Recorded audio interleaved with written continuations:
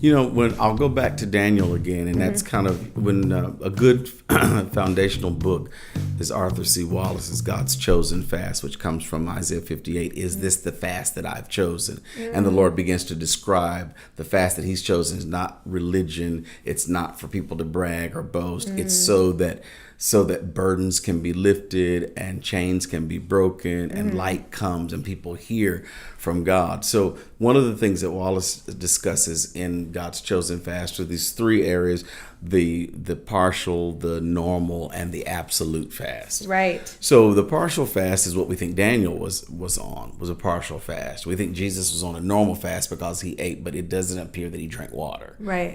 Because he was tempted to make bread, not water. And if you hadn't had anything to drink for 40 days, food would not be your issue. Right. Water would be your issue. That's true. That's a good point. I haven't thought about that. So in this partial fast, Daniel, when he's before the Lord, then Gabriel appears to him and says, we heard you the first day that you prayed. Says 21 days have passed.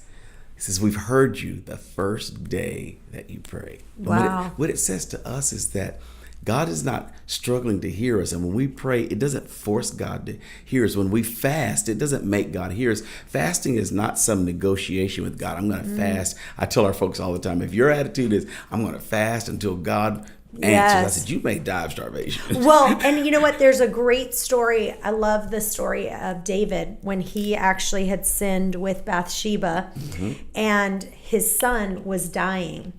And while his son was kind of on his deathbed, he fasted. And as soon as that boy died. And as soon as the boy died, he ate again.